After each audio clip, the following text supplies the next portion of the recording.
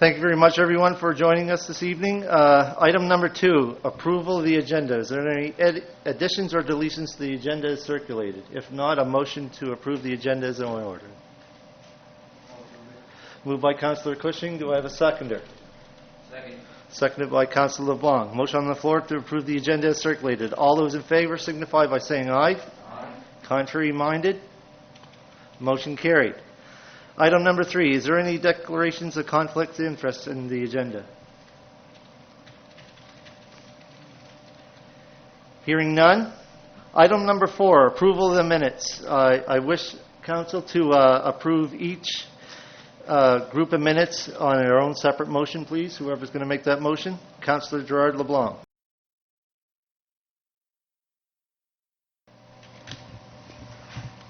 I move to approve the minutes of May the 7th, 2019 annual meeting minutes. Motion on the floor to approve the minutes from May 7th. Do I have a seconder? Seconded by Councillor Allen. All those in favor signify by saying aye. Aye. Contrary minded? Motion carried. I move to approve the minutes for May the 7th, 2019 public transcript meeting minutes. Motion on the floor by Councillor LeBlanc. Do I have a seconder? Seconded by Councillor Paddy Durkee. All those in favor signify by saying aye. Aye. Contrary minded? Motion carried. I move to approve the minutes of May the 22nd, 2019 regular meeting minutes. Motion on the floor. Do I have a seconder? I'll second that. Seconded by Councillor Lauren Cushing. All those in favor signify by saying aye. Aye. Contrary minded? Motion carried. I move for the approval of minutes of June the 12th, 2019 Committee of the Whole meeting minutes. Moved by Councillor LeBlanc. Do I have a seconder? Seconded by Councillor Daniel Allen. All those in favor signify by saying aye. Aye. Contrary minded? Motion carried. I move for the approval of minutes June the 12th, 2019 public transcript meeting minutes. Moved by Councillor Gerard LeBlanc. Do I have a seconder?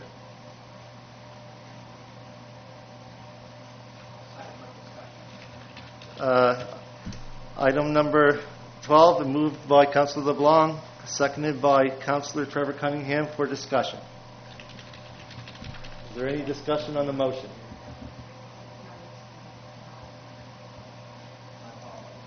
So there's no discussion on the motion, waiting for the question. Question. Question being called. All those in favor signify by saying aye. Aye. Contrary minded? Motion carried. I move for the approval of minutes of June the 12th, 2019 special council meeting minutes.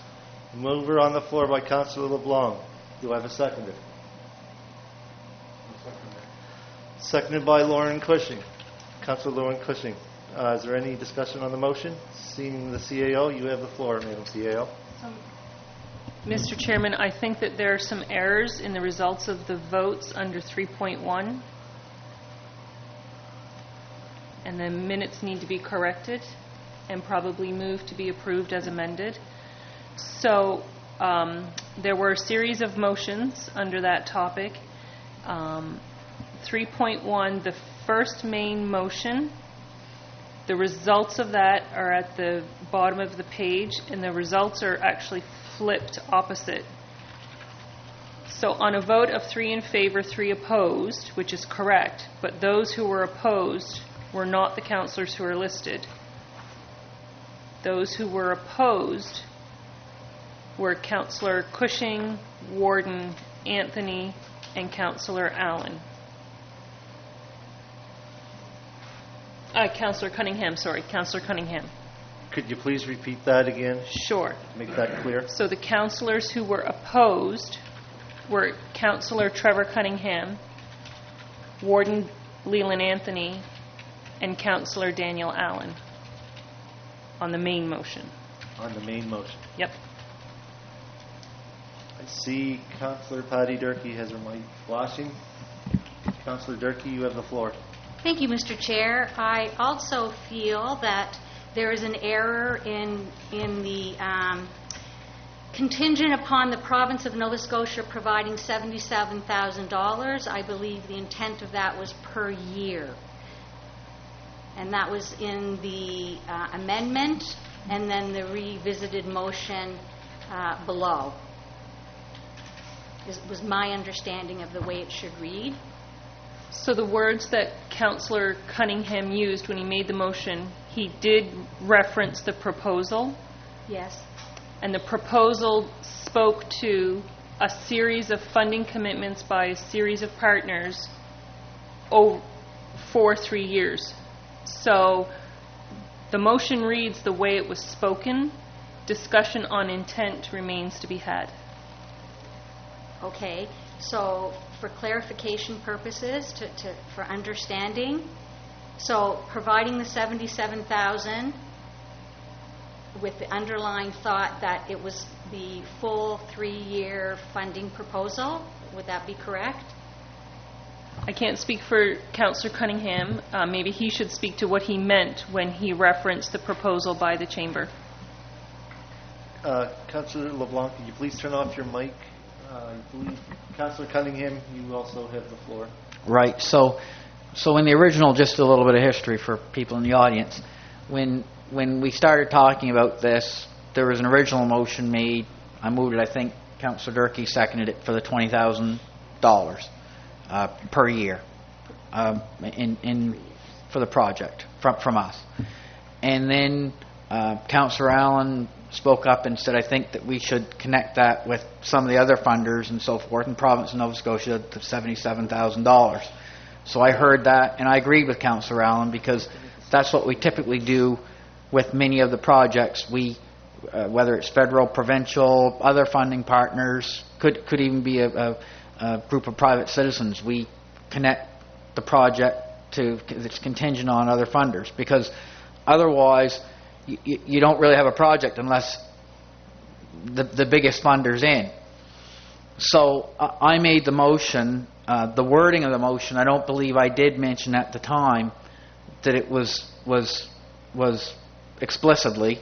I think the minutes are correct there in that providing Nova Scotia providing $77,000. I think we had some conversation after about sort of what that meant, but still from the proposal, even when you look at the proposal, it is a little bit unclear. I think that the intention from the writers of the proposal, and I didn't write the proposal, the Chamber wrote the proposal, I think the intention was to have those funds granted from the province in each of the 3 years, which should be well over $200,000. The recent announcement was for about, that's my understanding. So I think the motion reads accurately. What we should do moving forward, now that some things have happened, I think we should invite the Chamber representatives back to talk about the project, to talk about the overall envelope of funding, and then we can talk about what it is we're going to do moving forward. I think that's a better way. I'll defer to other councillors for their opinion now that we have additional information. But the motion reads as the motion reads, and I think it's better, given that we now know more, to have the Chamber come in and talk about where they are with the proposal. Councillor Cunningham, if I may interject here for a second. That item will be coming up in item 7.4. I think we should be just speaking to the motion amendments, possible amendments first. That's a good point, Mr. Chair. So I'll carry on that conversation later. But what I will say is that accurately represents what I said at that time as far as the motion goes. The interpretation, we talked about it, there may have been some confusion one way or another, but again, I think that represents accurately what was spoken. Is there any more discussion on the motion? There is one amendment that has been brought up by the CAO in regards to who made the motions or who opposed the motions. The results of the vote. The results of the vote. So is there any more discussion on the motion that was originally made? Mr. Chair, if I could. Yes, absolutely. So because there is a correction, I would respectfully request that either the mover and the seconder agree that the motion is to approve the minutes as amended, or we withdraw that motion and make another motion, because we are amending the minutes. There is a significant material correction. So the question to council is, does the mover and seconder wish to amend the current motion, or do you wish to withdraw the motion and make another? I'm sorry, I didn't write down who Our made the mover motion. was who, Barb? Who moved? Moved by Councillor LeBlanc, and it was seconded by Lauren. Councillor Cushing. So I guess my question to the mover and seconder, do you wish to let the motion stand, however amend the motion, or do you wish to withdraw the motion and make another one? So for clarity, if you agree to an amendment, the motion would read to approve the minutes of the special council meeting of June the 12th, 2019, as As amended. Okay, so the mover agrees, does the seconder agree? All right, we have a motion on the floor to approve the minutes as amended from June 2017 special council meeting minutes. Question being called on the motion. All those in favor signify by saying aye. Aye. Contrary minded? Motion carried. Thank you very much, everyone. Item number 5, presentations. MGA amendments implications presentation by Greg Shea, Director of Finance, and Darlene LeBlanc, Director of Corporate Services at 7:05. A little bit late.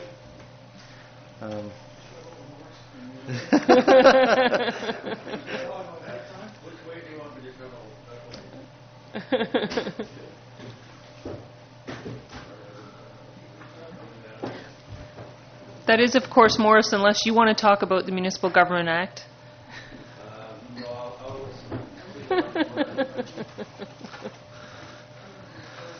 Okay, Mr. Shea, could you please hit your red button to turn your mic on? Thank you very much. All right, thank you, Warden and Council. Not Warden, just to be Deputy clarified, Warden, I'm the I Deputy stand Warden. corrected already, and I just got started.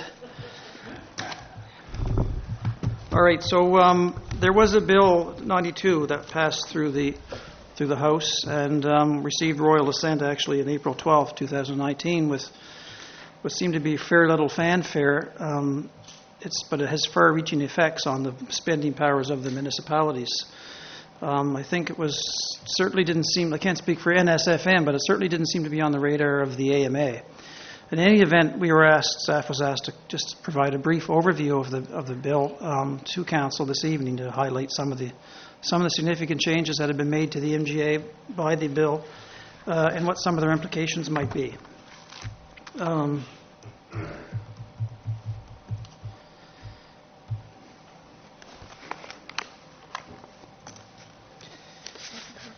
Is there a PowerPoint for the gallery?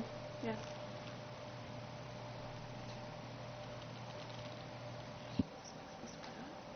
I presume Mike puts it on. Okay. So I'll proceed while he's working on the little tech issue. So 65, Clause 60, the MGA Bill 92 changes Clause 65 substantively. Clause 65 typically was a grocery list of all the allowable things that a municipality could spend money on. And in fact, generally, as a rule of thumb, when councils and staff are looking at what things a municipality might be able to expend funds on, the general rule was if it was not on that list, you could not spend money on it. It was quite a prescribed list. So now we've gone a 190-degree turn, and really, essentially, it's wide open. The field has changed substantively, and it's very critical that we be aware of that and put some strong policies in place going forward, because it's gone from a very prescribed governance type of prescriptive model of what you can spend on to basically it's almost whatever council decides to spend money on. There's some parameters that we'll go through, but it is a substantive change in the spending powers to councils. It's reduced. It's a substantive change to power to spend money. There's almost 4 pages of prescribed spending that was in the original MGA Section 65 that have been completely repealed. and reduced down to one line. The council shall adopt an operating budget and a capital budget for each year.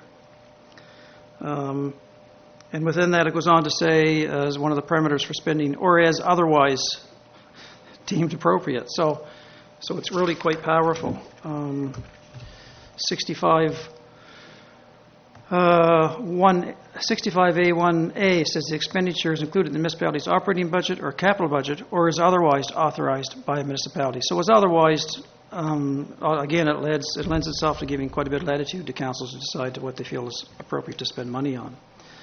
There's some risks that we see possibly with this type of change. The risks, the power to spend money for municipal purposes only, it says in the Act. Well, that's open for debate. What is municipal purposes? I'm sure that political people could have quite a debate and a discussion and spend lots of time deciding what is a municipal purpose. There are some definitions within the MGA in Section 9A that define a municipal purpose. It says municipal purpose is providing good government, providing services, facilities, and things that, in council's opinion, are necessary and desirable. So it says services, facilities, and things. Again, things is a very wide open term. And a municipal purpose is developing and maintaining safe and viable communities. So those are kind of the broad parameters that the MGA has set now for what are municipal purposes, which again leaves open for some debate.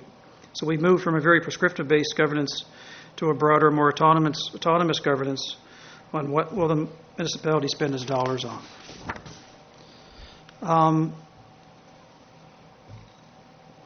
So, of course, there are some risks there. So there's some risk mitigation things that I think we can address or deal with or use to help us in making sure that we're prudent and fiscally responsible in our spending habits as municipal units going forward. Again, I mentioned the municipal purposes parameters are in MGA 9A. It gives you some framework, although it's quite broad. It does reconfirm throughout the Act that you have to have operating and capital budgets. So it's not a new thing, but it is reconfirming it. There are subsequent clauses that we'll look at, 65A2 and 65A3, that set parameters around reallocations and transfers within the budget framework. And those, again, are some of the ways we can, through policy, we can manage funds flows and funds that are directed from one original purpose to another within the confines of the original budget. And we need to add some formality through policy to the process of authorizing expenditures that weren't originally budgeted. So, like I said, it says as otherwise authorized in one of the clauses. We need to come up with some clear and thoughtful and plain language policy that gives us guidance on how we deal with spending that is as otherwise authorized. Bill 92 Amendment 65A1 says, subject to subsections 2 to 4, the municipality may only spend money for municipal purposes if. Well, I guess I discussed this already. It says the expenditure is included in the municipality's operating budget or capital budget or is otherwise authorized by the municipality. The expenditure is in respect of an emergency under Emergency Management Act, or the expenditure is legally required to be paid. I'm not sure what that means.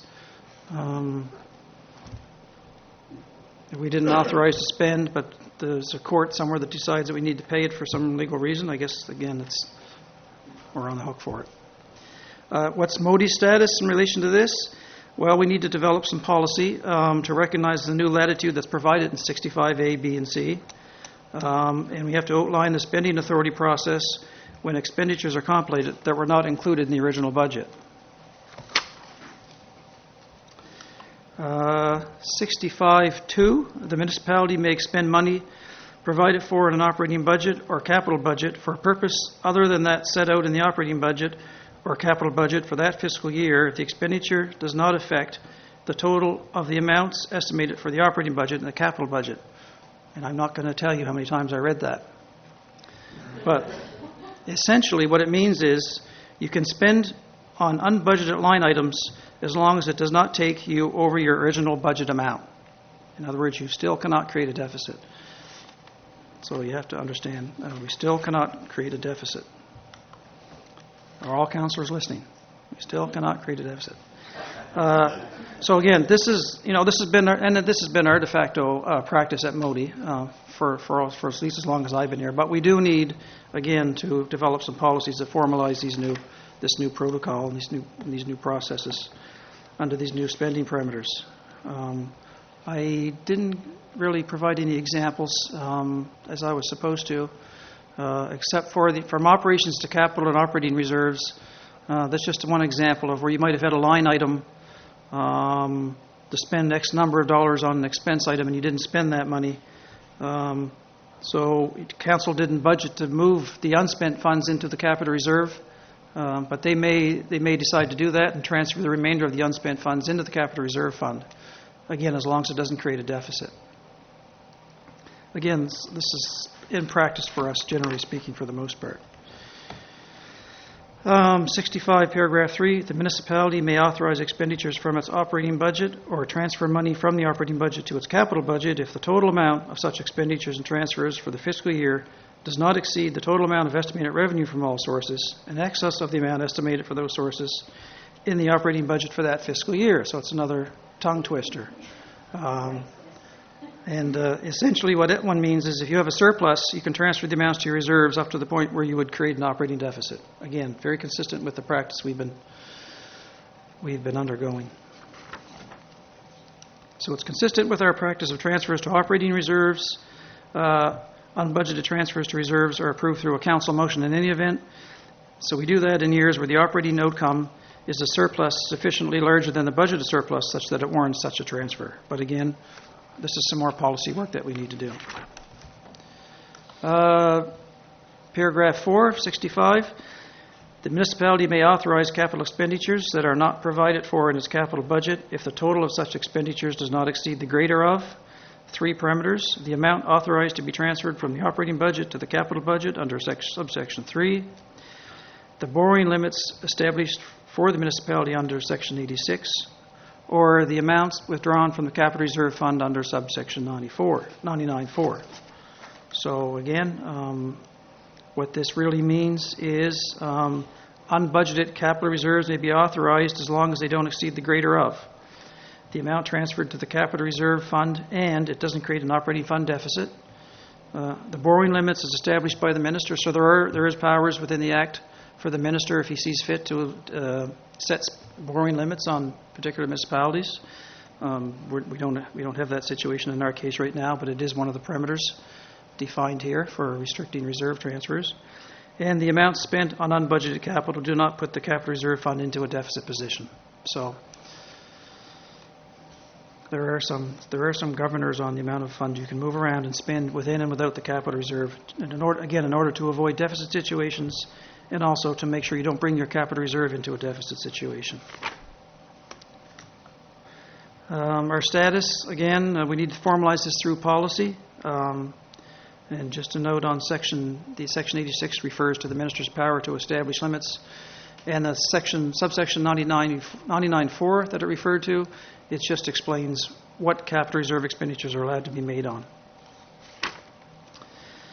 65B, the council shall establish procedures to authorize and verify expenditures that are not included in an operating budget or a capital budget.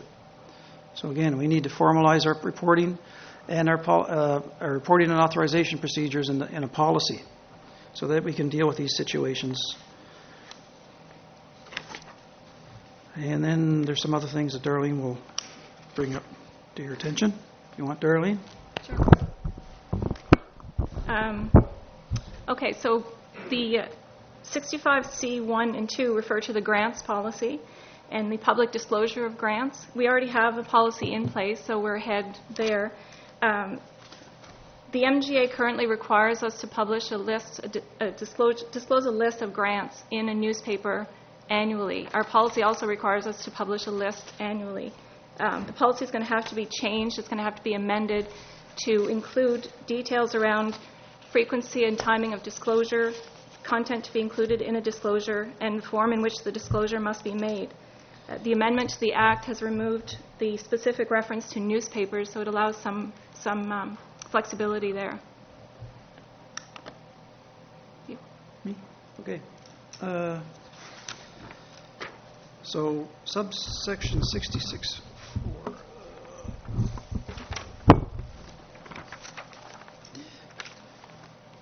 These are just further amendments. These are like housekeeping items, really.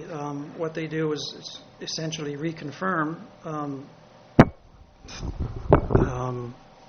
our ability to make capital contributions to hospitals. That's really all that is. So I'm not sure I put TBD on that. It's always a question mark about our ability to grant and help some of these quasi-governmental and NPO and other government agencies. So they, given the healthcare situation in the province, I think the province wanted to make sure they were loud and clear in making sure we understood that we're welcome to help contribute to the healthcare system. That's really what that does. Okay, the next one, Section 81A1, gives council the power to create a bylaw regarding financing of energy efficiency equipment, renewable energy equipment, and equipment for the supply, use, storage, or conservation of water. Council's already been proactive here and has already put in place the PACE and the water supply lending programs. So there's no big changes there, just housekeeping items to refer to the proper sections of the MGA, the new sections of the MGA. So, to summarize the policy implications, Council will need to develop a new finance or spending policy regarding that will recognize the latitude now allowed for spending, that will not create a deficit, allows for transfers to operating reserves, authorizes expenditures not originally budgeted, and outlines the conditions under which the municipality can authorize spending not provided for in the capital budget. We'll have to deal with each point and then discuss and identify the risk associated and determine how we want to deal with it. And that will happen, most likely we'll bring that in the fall. And in terms of existing policy, as I mentioned, the grants policy will have to be updated to clarify the disclosure of grants and the procedure for that, and the PACE program and water supply lending program will have to be updated just to refer to the proper sections of the MGA. That's it. So that's really it. Just a high-level overview of that significant change to the MGA for your information. Is there any questions or comments from council? Councillor Patty Durkee. Thank you, Mr. Chair. If I may, through you to Greg.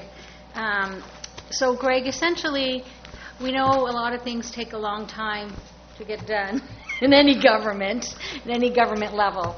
And so if we have budgeted some money for capital expenditures and we don't spend it all, and something else comes up that we decide that, oh, you know what, maybe we could do this with some of that money. Does this mean that we can make that decision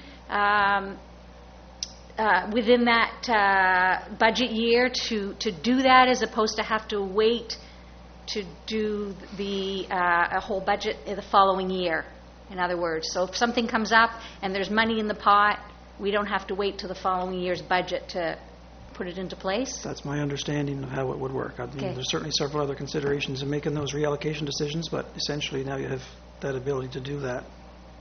Thank you. Yeah. That's great. Is there any more questions of council members? Councillor Trevor Cunningham. So, what are some of the major constraints, like 2 or 3 of them, just for the audience, and that existed under the previous legislation that have been lifted? I don't know, Trevor. It's open to your imagination now. I mean, there was almost 4 pages of prescribed services and activities and assets and commitments that the units could make financially that are now removed, and now it essentially is boiled down to whatever you think is appropriate to spend as a municipality, as long as you can fit it into what the defined purposes of municipal spending are, and as long as it doesn't create deficits. Okay, so thank you. And I see it didn't prohibit spending in certain areas; it just simply permitted in 4 Before pages. it wasn't explicitly permitted as much as it was explicitly allowed. That what you were allowed to spend was prescribed. Right. Okay. That's the way I understand it, Red. That clarifies it, and we'll need to work within the confines of the new legislation, and we'll make Yeah. policy. in accordance with that. So thanks. CAO. So thank you, Greg and Darlene, for doing that presentation. This is the first chance that we've actually had in a public forum to bring to light these significant changes to the Municipal Government Act and changes to how they're going to impact your policy and legislative work. And so to Councillor Durkee's question, that highlights exactly why the policy work is so important, because there will be times when strategic opportunities might come available, even if there isn't money left over, that you'll decide to reallocate and defer a project or something like that. So we wanted to begin to familiarize you with this new way of doing your fiscal management and your fiscal planning, and begin to understand it's a complete 180-degree view on how to deliver municipal government. So you need to begin to get familiar with the new way of doing things and understand that the importance of your policy and your bylaw work around those things. So in the fall, as Darlene said, we're really going to start to talk about this and unpack this and try to create the framework for how you want to be making your fiscal decision making. Councillor Lauren Cushing. Thank you, Mr. Chair. It seems like quite a drastic change that has been made. Has there been problems with the way it was run before, or that's why they changed it, or just something they come up with? Province's reasons, because we haven't had any engagement with this through any of our professional associations in the province around this bill, but I mean, I know that there certainly is a will on the province's part to allow the municipalities more latitude in economic development and other service delivery options for the communities. So I'm sure that's some of it. So is your association happy with this? Our association hasn't discussed it. I don't know. Yeah. Is there any more comments or questions from council members and or staff? I have a comment. I'm kind of blown away. I think this is another way of provincial downloading to the municipal government. Let's just say, for example, that, I don't know, there's roads out in the municipality, which we all know. We all hear, all councillors and staff hear about dirt roads, or their road isn't graded, or their road needs ditching, or they need more shoulder on their road. So basically what this does is allow the municipal government, us, Municipal District of Yarmouth, to put forward taxpayers' funds to repairing roads now, provided our policy allows that. Correct? We'll see when you develop the policy. No, really, it's a 180-degree turn from the prescribed method of what you're allowed to spend money on now to what councils think is So appropriate really for what the municipalities. province is doing to councillors, they're giving us the rope to see if we're going to hang ourselves, the way that I see it. That's just my own personal opinion, nobody else's. But I think when we start this policy process, our policy should be very strong, because it's not. I only pick roads out of the thing. We could also say capital funding for building on a hospital if council so desired, or we could. There's so many examples out there that the municipal government. Healthcare, we already delving into that, but that's what the people want. But we got to be very careful, because still I haven't heard anything where we're going to be able to raise any more funds through other than property taxes. The province hasn't given us that, but the way they're giving us a lot more latitude to spend it where council feels their priorities are, I think it's a slippery slope, and I'm real curious and interested in seeing what council's discussion is going to be about this policy work that we have to do, because if this policy, the more I think about it, the more important it's going to be, not for this council, but future councils. Now, future councils may decide to change or update the policy, but I'm kind of concerned. I see I have the mics flashing all of a sudden just by a couple comments, so I don't know who's coming first. Councillor Trevor Cunningham, you have the floor. My rant is done. Just first, a question, then I'm going to make a comment. You're not in possession of any communication from the province in terms of a rationale for the legislative change that might give us some some ability to inform our future policy development? No, we're not, or at least I'm not, and that's why I was interested in having discussion with this with our AMA group, at the very least, to try to find out from the province some of the rationale and the intents, so we could help explain that and articulate it better. The only thing we've received are some. We see a discussion document that just talks about the different points I talked about, kind of like in a different language, explaining what they mean in layman's terms. But they don't really get into the psychology, the rationale and the drive for doing this. So, Mr. Chair, whereas we don't have that rationale in the philosophy behind the change in legislation, and I mean, I think that would aid in our policy development if we knew the intent of the legislative change. I think it would be useful for us to have that. In advance of policy development. So I'll move that we write the province of Nova Scotia to ask them for some information as to the rationale for the legislative change and some of the suggested policy direction that they might suggest. Councillor Cunningham, you made that motion. Do I have a seconder? Seconded by Councillor Lauren Cushing. Any discussion on the motion? Councillor Cushing, your microphone is flashing. Any discussion on the motion? Are we clear on the motion? Could you please repeat the motion, Councillor Cunningham? I'll try to do it verbatim. You hit your mic again. So the motion is to write the province of Nova Scotia requesting a rationale for the legislative change, and furthermore to ask if there's any policy advice that they might provide us in advance of our contemplating policy at Modi around this issue.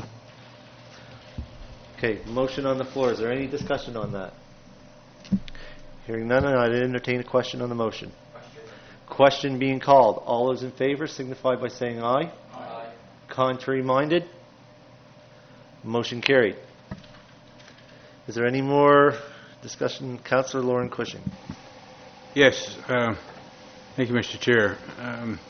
As Greg and Darlene had outlined all the number of the changes, and you mentioned about how we construct new policies, and then Councillor Trevor Cunningham asked to write the letter for further clarification of what's going on here. I think we're in pretty good hands with our senior staff to provide us the information that we need to make these decisions on these policies to make sure that we're going in the right direction. That's my opinion. Okay. Any more discussion on that topic, on that line item, agenda line item? Hearing none. Thank you, Greg, Darlene. Appreciate it.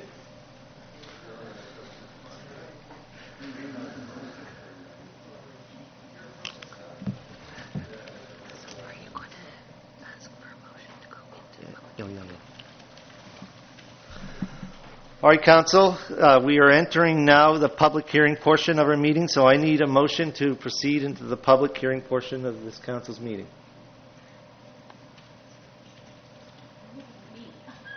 I just happened to look that way. I'm not... I don't think everybody heard you, Mr. Chairman. Could you repeat? Okay, I need a motion to proceed into the public hearing portion of this Council meeting. I will make a motion. Moved by Councillor Patty Durkee. Do I have a seconder? Seconded by Councillor Lauren Cushing. All those in favor signify by saying aye. Aye. Contrary minded? Motion carried. Now, for Councillors' information, the reason why I did that is because this portion of the meeting is what they call a public hearing, because we are going to be discussing a request to rezone lands. So in this part of the public meeting, I, as chairman, can ask members of the gallery any questions or if they have any comments in regards to the two requested rezoning developments. Most generally, in a regular council meeting, there is no input from the gallery. So just make sure you're making that clear. I know it's a little bit different that I'm sitting up here. Every warden or deputy warden has their own way of running meetings, but that's the way I prefer to run mine, and that's the reason why I asked for a motion to go into the public hearing portion. When we're finished this, I would request a motion that we come out of the public hearing portion of the meeting and proceed to the regular agenda. Are we all clear on that? Thank you very much. Mr. Lloyd, could I ask you to please press your red button? And we're going to move into item 5.2.1, request by TST Trucking to rezone from rural development to rural industrial. You have the floor. Thank you very much. Okay, thank you, Deputy Warden. This is an application by TST Trucking at 33 Tinkham Road to rezone a portion of their property from rural development to rural industrial. And it's a fairly large property, and they will be subdividing off a piece of it a little under 4 acres in size.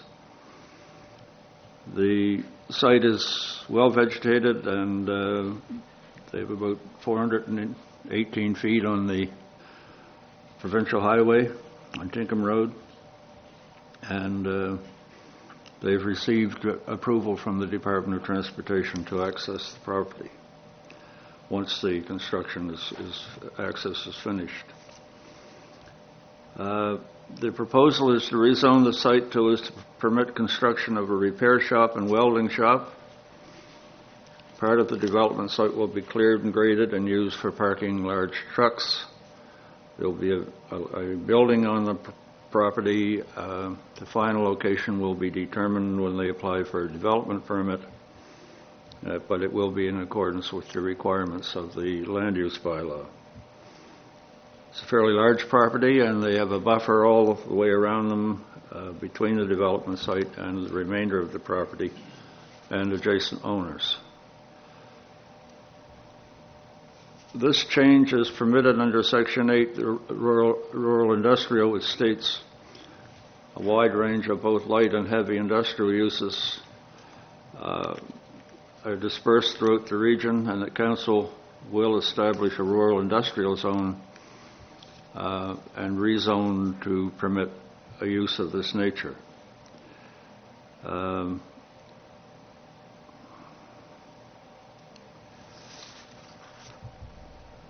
There are some requirements in the bylaw that must be met in Section 15, and they are met by the application, in my opinion, in the report I filed.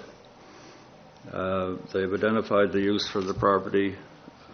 There are no conflicts with adjacent properties, and there's no reason under these sections that the application can't move forward. Another criteria is that if the rezoning is done, can a development permit be issued for the property, and that criteria is met. And the proposal conforms to the intent of the municipal planning strategy and all the other bylaws and regulations that need to be met. There's no provincial programs that are impacted, that it's in conflict with, that we are aware of in any event. It's not a premature proposal. There's no cost to the municipality. In fact, there will be some revenue from the taxes related to the development.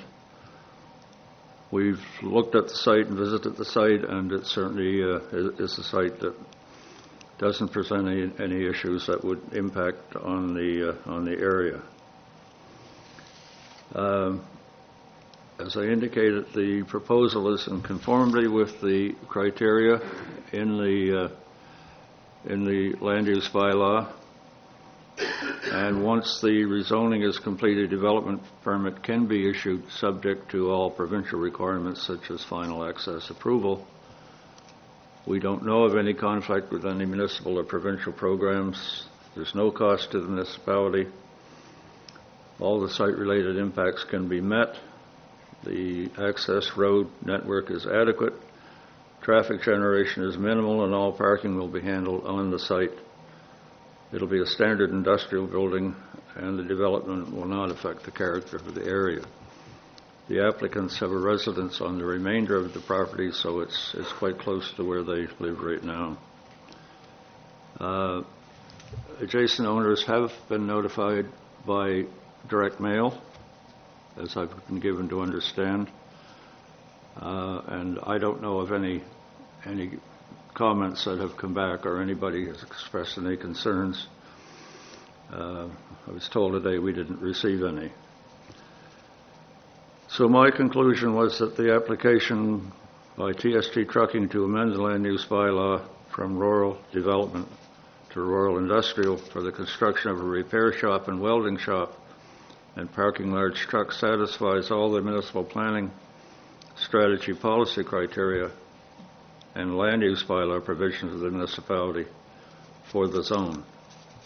And it's my recommendation that council amend the land use bylaw by rezoning the development site as requested. Thank you. Thank you very much. I'm going to have to ask staff to be on record. Was there any notifications or concerns brought forward by the public to the development office? None received, Mr. Chair. Okay, since this is a public participation meeting, is there anyone from the gallery who wishes to speak on the application to rezone the lands?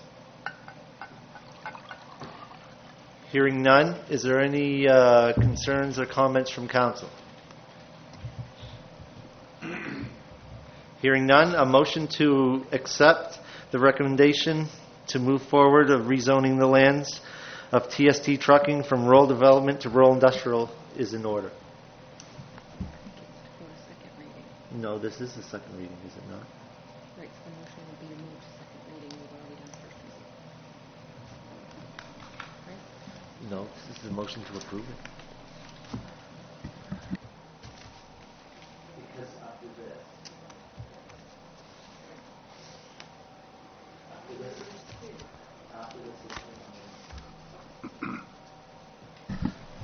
so, my original recommendation stood. Is there anyone willing to move forward with a motion to recommend this rezoning?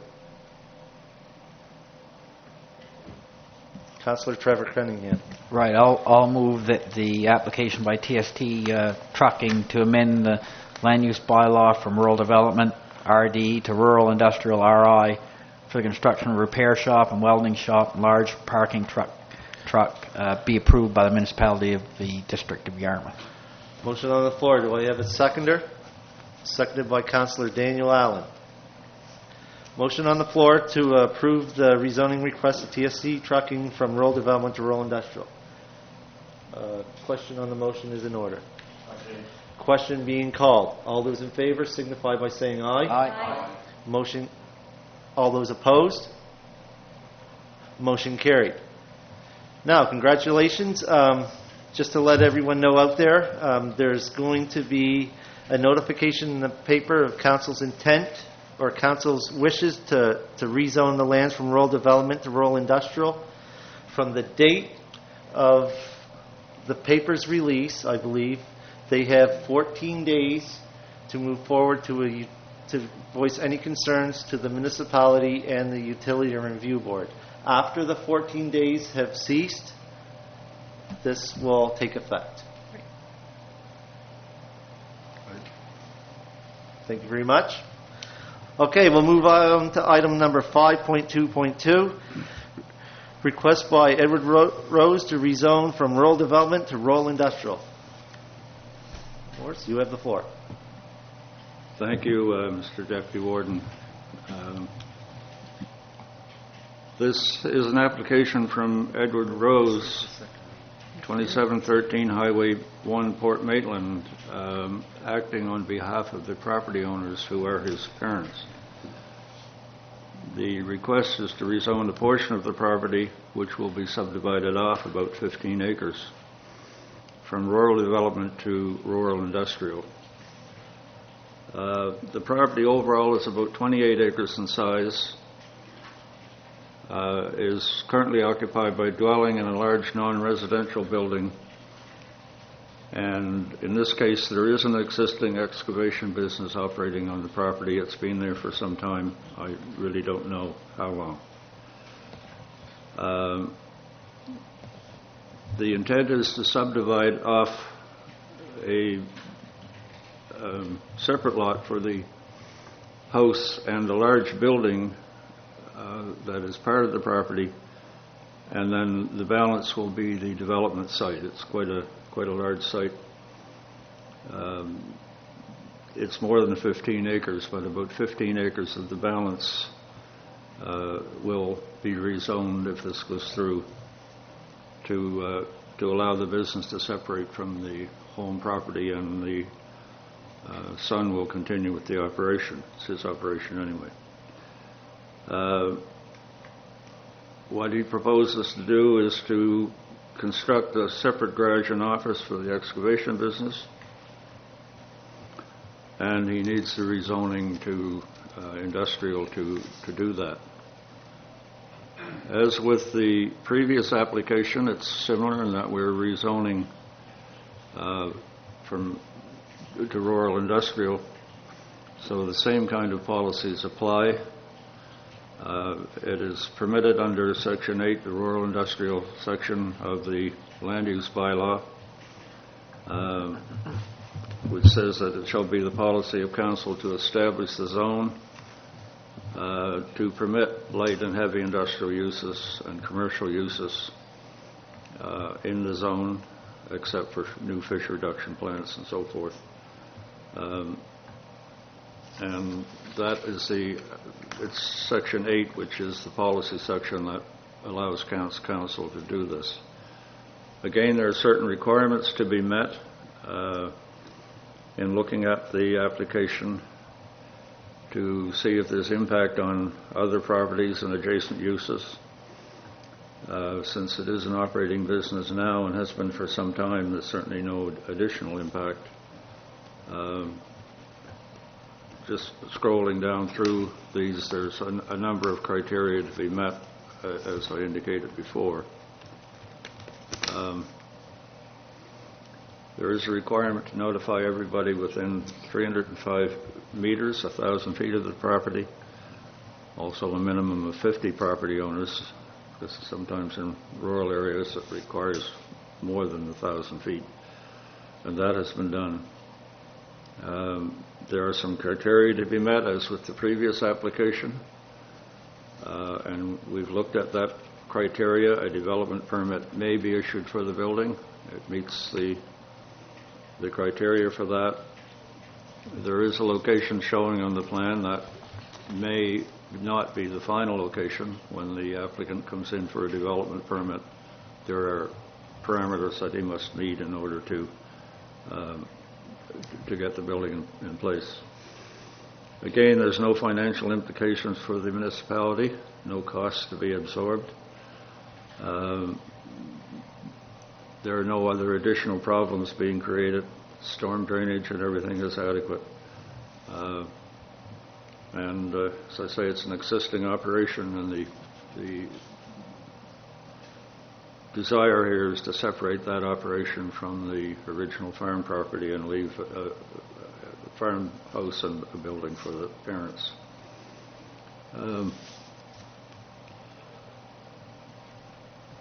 There's no additional noise or dust that is being generated. Certainly adequate parking on the area, and as I say, it's been in operation here for some time, and we're really dealing with that different kind of situation. So as a summary, the proposal is to subdivide a property and move an existing business to a separate lot. The proposal is in conformity with the criteria in the land use bylaw, which is listed in my report. And once the rezoning is completed, a development permit can be issued subject to all provincial and municipal bylaw. They may have to get a final approval of highway access from the department, although when visiting the site, it looks like the current access functions quite well. We don't know of any conflict with any municipal or provincial programs. There's no cost to the municipality. All site impacts can be met. There has been some discussion with the owner about some buffering on adjacent properties, and that's being addressed by your development staff. Traffic generation is minimal, and all parking requirements can be handled on the site. Again, the building is a standard industrial building, and as I indicated there, Mr. Rose has indicated he's prepared to look at buffering from the adjacent properties. There's no natural buffering as there is in the previous one, and it will not alter the character of the area. So, in conclusion, my recommendations are the application by Edward Rose to amend the land use bylaw from rural development to rural industrial for the construction of a garage and office building, and the operation of an excavation business satisfies all of the municipal planning strategy, policy criteria, and land use bylaw provisions of the municipality for the zone. And in my report, it is recommended that Council amend the land use bylaw by rezoning the development site as requested. Thank you. Okay, my question to staff, have we received any correspondence regarding this rezoning request?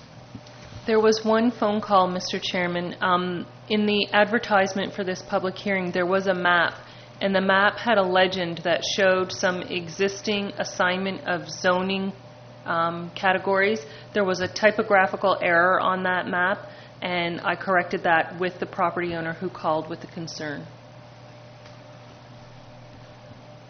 Thank you very much. Is there any questions or comments from council? Hearing none, is there any questions or comments from the gallery?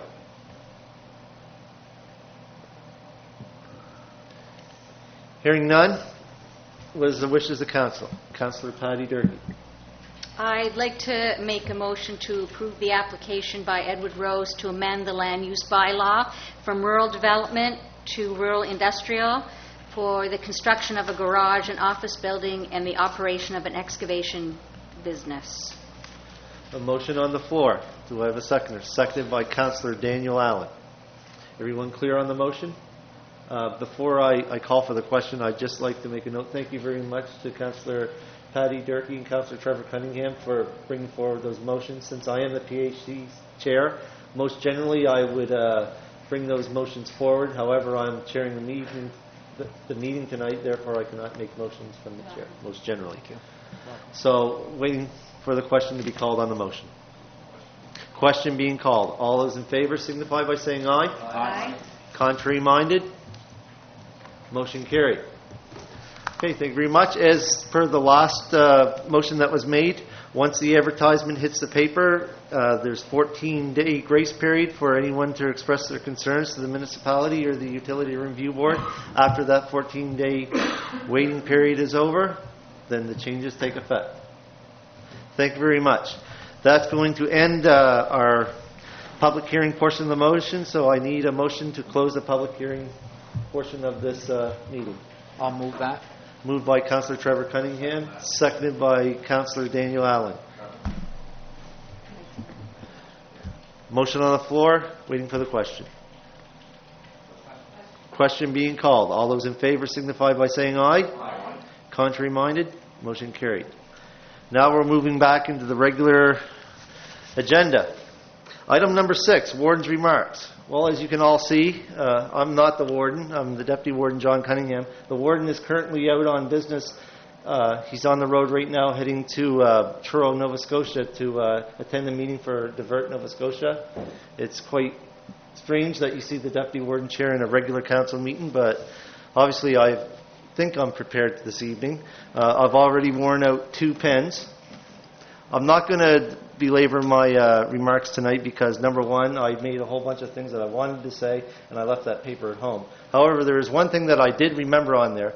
Last evening, I attended the AGM for the Kemptville Bicentennial Society. As you all remember, we, Council, had approved a grant for 2 years of $2,000 consecutive.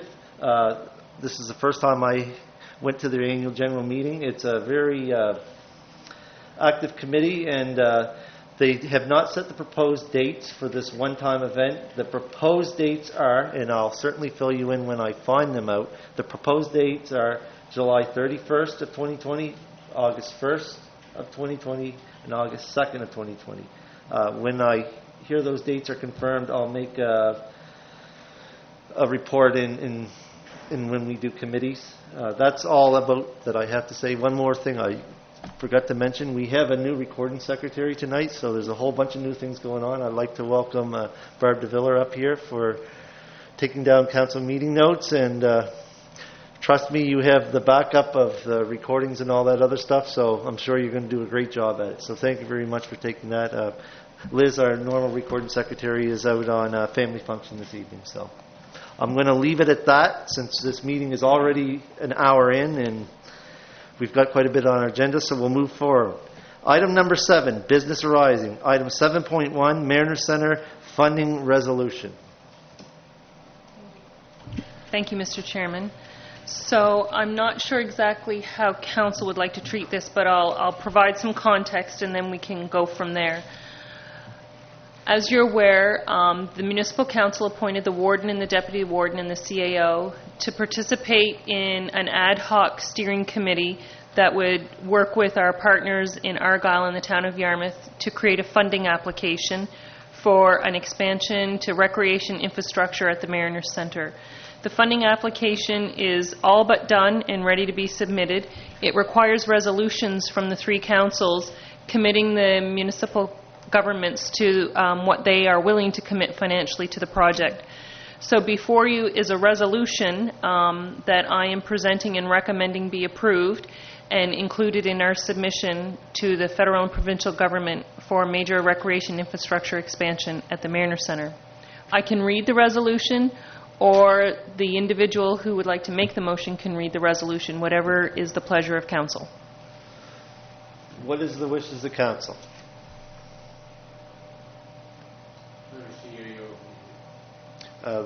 The council, I received direction. Councillor Patty Durkee, I see your... I'm fine with going forward with the motion without reading through, but if other people would prefer that, that's fine. I personally would prefer that we read through the motion where this meeting is recorded and there may be people watching live, or there may be people that will watch it in the future. So whoever would read it, Councillor Trevor Cunningham, would you like to read it, or would you like to leave that to the CAO? I'd suggest the CAO.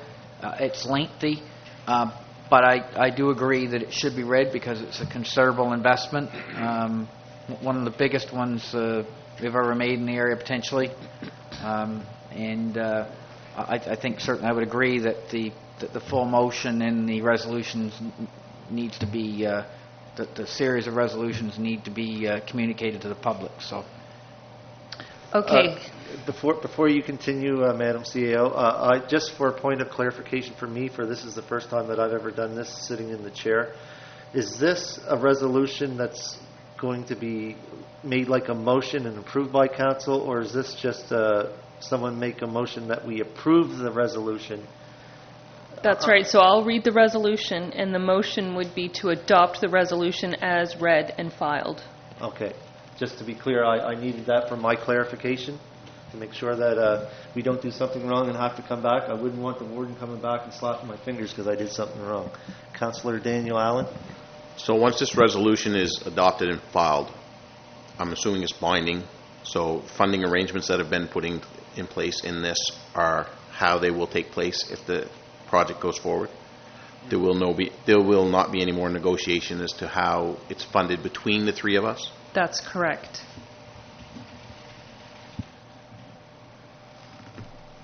All right, Madam CAO, you may continue with reading off the resolution. Okay, hang on. The resolution of council dated June 20th, 2019. Whereas the Mariner Centre is a regional asset providing recreational, economic, social, and health benefits to the town of Yarmouth, municipality of the District of Yarmouth, and the municipality of the District of Argyll, called the Municipal Units of Yarmouth County. Whereas the municipal units of Yarmouth County are committed to their collective responsibility to cast vision, mission, and strategy for the Mariner Centre. Whereas the town and municipality of the District of Yarmouth are currently co-owners of the Mariner Centre, and that the municipality of the District of Argyll provides annual operating funding support to the operation of the Mariner Centre. Whereas the municipal units of Yarmouth County recognize the need for infrastructure replacement for recreational services delivered in the county in the area of aquatics and fitness. Whereas the municipal units of Yarmouth County desire a regional approach to replace aquatic and fitness centers for the benefit of the county. Whereas the municipal units of Yarmouth County also desire an expansion in recreational services such as an indoor-outdoor track and field and a field house for indoor sports options for our residents. Whereas the municipal units of Yarmouth County collectively agree that the Mariner Centre is the ideal location for an expansion of this nature. Whereas the funding application outlining all desired Mariner Centre expansion options shall be submitted to the governments of Nova Scotia and Canada through the Investing in Canada Infrastructure Program for consideration for financial support. Whereas early projections indicate the total estimated costs for the expansion could be up to $40 million. Whereas the municipal units of Yarmouth County seek federal and provincial funding of up to $28 million, being a 70% share of the project.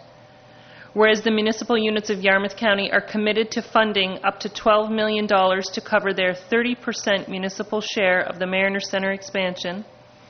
And whereas the municipal units of Yarmouth County are committed to a full public engagement after a funding application is approved to further inform the project, now therefore be it resolved that the municipality of the District of Yarmouth agrees that the proportion of operational and capital municipal funding for the Mariner Centre expansion be expressed via a written agreement and shall be based on a blended formula of population, uniform assessment, and equal shares, resulting in the following percentages. Town of Yarmouth, 28.77% of the 30%. Municipality of the District of Argyll, 32.43% of the 30%.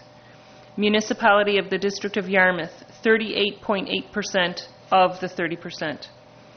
The municipality of the District of Yarmouth agrees that the funding formula shall be updated every 5 years upon the availability of new census population data from Statistics Canada. The municipality of the District of Yarmouth supports the funding application for the $40 million Mariner Centre expansion, the municipal portion being up to 30% of the project cost, up to $12 million regionally.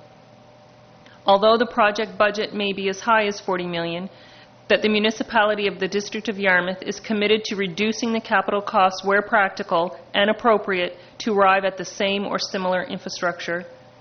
Once a funding application is approved by the province and federal government, the municipality of the District of Yarmouth agrees to undertake a comprehensive public engagement process alongside its regional partners. The municipality of the District of Yarmouth commits to open, respectful, and transparent engagement with its regional partners and stakeholders through the implementation of the expansion project. The municipality of the District of Yarmouth is committed to a capital fundraising strategy, either as lead or as support, and in collaboration with community stakeholders engaged in the project. And finally, the municipality of the District of Yarmouth is committed to a sponsorship strategy in support of operations, either as lead or as a support, and in collaboration with community stakeholders engaged in this project.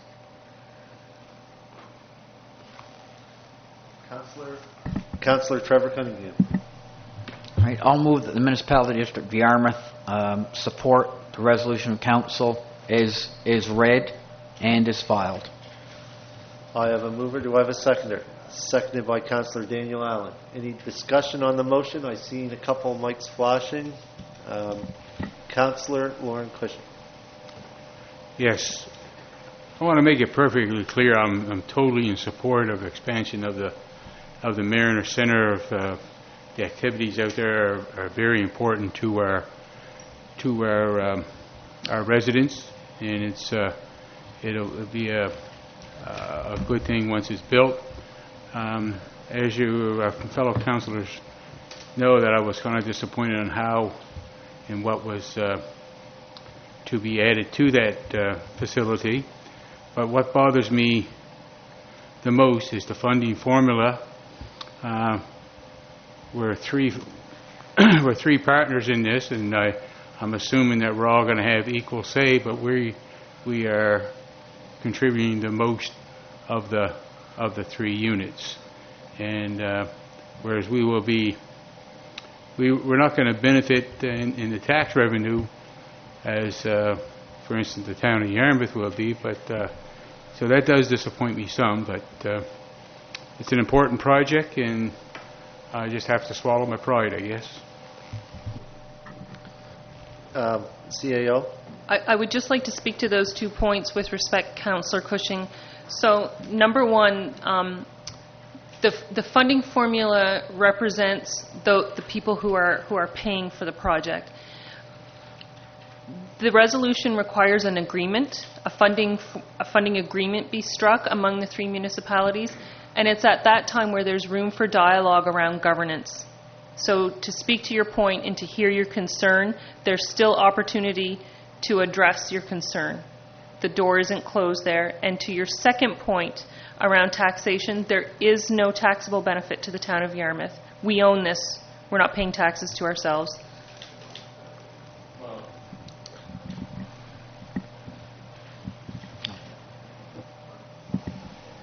Councillor Cushing? Okay, I guess my tax benefit was inappropriate. I meant the economic benefit will be greatly received definitely by the town of Yarmouth. As for open discussion, I hope we can have an opportunity where I've seen that we're going to be transparent with this, and that we will be having some public meetings just to hear what the public has to say about how this is going to happen. Am I correct on that? Absolutely. That's a foundational Okay. piece. If there is a project, if there is an award, that's a foundational yes, that's piece. Right. Yeah. Okay. Thank you. Councillor Trevor Cunningham. Right, I'd just like to add a few additional comments. Very, very pleased that we passed the motion, and the whole the economic benefit. I mean, the doctor recruitment piece. We're going to be speaking of that later on. Without a facility that is similar to other regional centres like Truro, Westville, New Glasgow, Sydney, the Annapolis Valley, Bridgewater, without a facility that's comparable, we are at a little bit of a competitive disadvantage for doctor recruitment. That's a factor, not the only factor, certainly, but I think this will serve to help a lot. We also have, it's spending dollars, but we also have almost, in my view, I think in many people's view, almost a fully depreciated pool in the town of Yarmouth, to which we contribute some to operating, but that will need a remedy in any event, and that will not be cheap if we weren't to move forward with the Mariner Centre expansion. And again, it's a big price tag, but it is a 30%. We are sharing among the three units 30% of the cost, provided other funding partners are able to come forward. I know we are sharing almost 40% of that 30%, but no matter, we do have the funding formula, I think, has been arrived at in good faith with our other partners. So I'm very much looking forward to bringing this project to fruition, and I mean, it's something the voters want, generally people want, and I think that it we'll look back on this and when it's built, and there'll be a lot of pleased folks, and our community will be better for it. So those would be my comments. Councillor Patty Durkee. Thank you, Mr. Chair. I'm excited about this project too, and hope that our other levels of government come through with funding. What I'd like to comment on is the fact that there's a caveat in there saying that should the population will be the numbers will be reviewed, the percentages every 5 years to look at the population, because I know that the funding is based on partly on population and assessment. So the good news about that is if the town's assessment numbers go up, then the funding formula would actually change. And by building a center like this, it will attract more people to hopefully live here. And we know that people love to live in the municipality of Yarmouth, so that could only help us.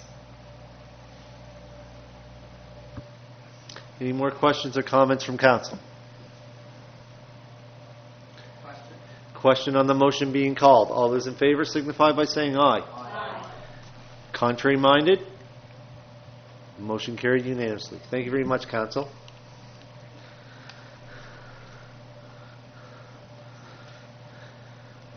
You all may notice that I've shut down my computer screen. I'm having a little bit of vision issues going on right now. It's only because of the glare from the computer, but I have a paper backup which I'm quite able to still read. So we'll move on to item number 7.2. Nova Scotia Lands and Forestry, improving facilities at Port Maitland Beach. Item number 7.2.1, letter from May 2nd, 2019 to Nova Scotia Lands and Forestry. You all have that in your package, and you see that we received a reply on June the 4th, 2019 from Julie Towers, the Deputy Minister. What is the wishes of the Council? Councillor Patty Durkee. I can just say that I'm absolutely positively thrilled that we have members of the Nova Scotia Lands and Forests coming down to look at improving facilities at Port Maitland Beach. I think that was one of the first letters that I had recommended coming on board. I just also want to share that when you look at somebody had a party last night and made a mess at the park. Unfortunately, the gate was not closed. And so I'm hoping if we get to this point that the Lands and Forests will provide a little bit more security or personnel out there to make sure that whatever, if we get improved facilities, that they will be monitored and kept clean. So I'll be part of the group, our Leland and our warden and our CAO will be, and possibly our MLA will be meeting at the beach, and let's hope it's a nice sunny day and we make good progress with this project. Okay, so I'm under the understanding, Councillor Durkee, that you guys have already contacted this Matt that was referenced in the letter dated June the 4th? Okay. Yep. Councillor CAO? Yep, that's correct. So the offer came and the warden gave us instructions to reach out and accept the offer, and the meeting is on the books for July 10th, I think. Yep. I have before I move on, I do have a procedural question. Does that not have to come from a recommendation from council first? Move forward with that, or the letter or is consensus? to the warden, and if there's general consensus among council that you want to move ahead with an initiative, then you just keep moving ahead. Yes, that's been previously on the books. I was just making sure that letter was referenced to the warden, and he did move forward with that. So yes, sir. That's fine by me. I'm not sure whose microphone is flashing next. Councillor Gerard LeBlanc. Thank you. I hope they have a time to go see more than Port Maitland Beach, maybe, other ones. And that gives me a reason to believe they must be coming in a bus, because there's another deputy minister that's coming down in July, and I would think that they're all coming all at once. I don't know if that's right or not. But the Deputy Minister of Transport is coming. And Councillor Durkee, I hope they do get something done at Port Maitland. They don't say anything about that, but maybe they will. Hopefully. Councillor Patty Durkee. Thank you so much for your support, Councillor LeBlanc. I just want to mention two things. I received an email today or yesterday. They have tested the beach already to look for a baseline, and thankfully all is clear, which is great news, and that means that going forward we can watch very carefully to see if there's any changes. And the other request that I made is I have asked there's a new director of lands and forests in this area, and I've asked him to pursue looking at making our beach accessible for wheelchairs. There are two different items that you can get. One is actually an accessible wheelchair, and the other is a mat that goes down. When we attended UNSM and we had Rick Hansen speak, there was comments, or it was stated that the province is coming up with money to give to specific beaches, and apparently the Port Maitland Beach was one of them that had been identified. So I think it's coming from us as well that we would like to have that done. That might happen sooner than later. So he was certainly more than willing to pursue that. Thank you very much. Any more discussion on that? Seeing none, we'll move on to item number 7.3, letter of appreciation, and I'm not going to try to say this in French because I don't want to butcher the French, from the Congress Acadian 2014 bid. This is a letter sent to us by Alistair Surratt, the spokesperson, thanking us. This is for information only. Item number 7.4, Community Navigator Proposal. What is the wishes of the council on this subject? Councillor Patty Durkee. In light of the fact that we've received new information, that the province has allotted $25,000 per year for a total of $75,000, I continue to feel that this is a highly important position, and it would be advantageous for us to continue to support the Chamber of Commerce. I would like to first of all see that, I know Rick, I would invite him if possible, Mr. Chair, to deliver the budget. There's a new budget which I believe includes still is a request of $20,000 from the municipality.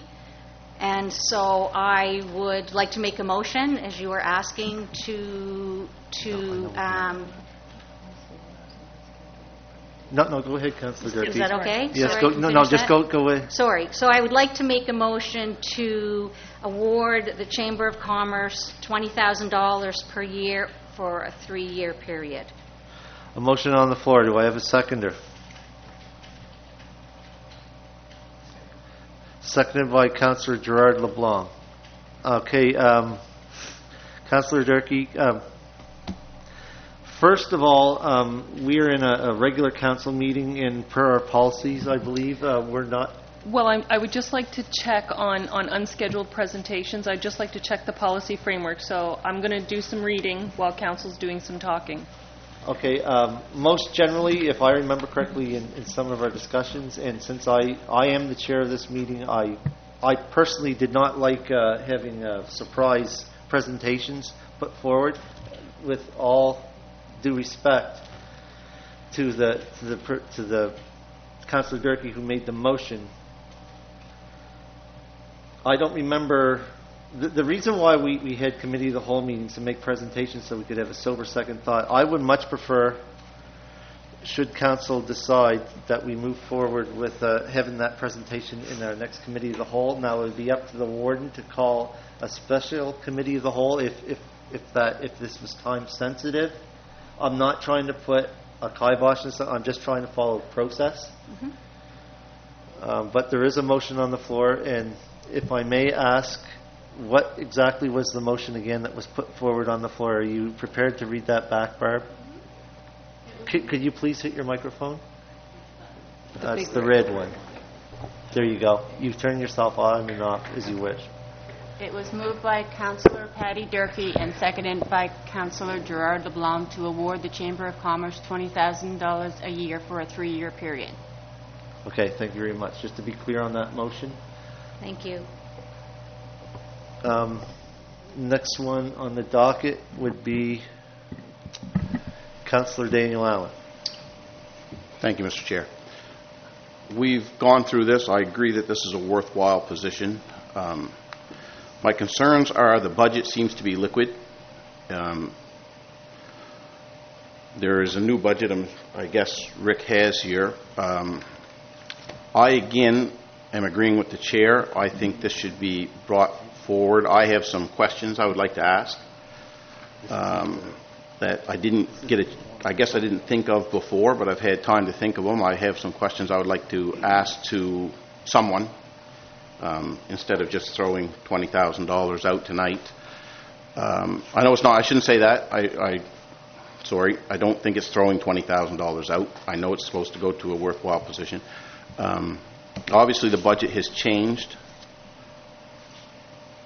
I'm just not feeling comfortable right now without the new budget and a few other questions answered to commit to giving out the money at this particular time. I guess yeah, that's where I want to go with that. Councillor Trevor Cunningham. So I guess as I too believe, and that's why we approved dollars for the project. I believe conceptually the project is well-meaning, and obviously you can't have much more important work than doctor recruitment retention. So it's important to council, it's important to the area. I agree wholeheartedly, and I don't think the $20,000 per year is out of line in terms of an amount of money. But having said that, Councillor Allen does bring up some, because the original budget was $222,000, I believe, per year, essentially, and there were some refinement questions. My understanding was that the provincial ask of the from the chamber was $77,000 per year. My understanding of the announcement is that they, and I may be wrong, that they received $77,000 for the 3 years total. So that's 75. So 75,000 is much different than 21 and 342 than 242, right? So 75 versus if that's the case. So when the chamber came and did the presentation, whenever anybody does a presentation, it's like a Mariner Center presentation. The 40 million, by way of comparison, the $40 million project. I mean, we're giving dollars for that. 38% of the 30% based on that overall project. That's what we're expecting to be delivered. I'm not certain, and wasn't at the time, given that the other pieces were not committed to, just what the overall project is set to deliver at this point. I know there's been a revised budget, so we're talking about a different project now than we were a week ago when we approved the budget contingent on other funders. And maybe at the time we should have said all other funders or whatever, but that's certainly in the past. But now that we have, and it is now that we do have, we're aware of the chamber having a revised project with a revised budget. I do think we need a presentation at another time. I wasn't aware of the presentation to sit down and think about, have explained just what the deliverables are, because I'm not certain just what the deliverables are. Obviously, they've changed. I'm fully supportive of it, and probably going to be supportive of the $20,000 per year over a 3-year period. But I'd just like to hear how the project has changed, and I'm not certain if now is an appropriate time to do that.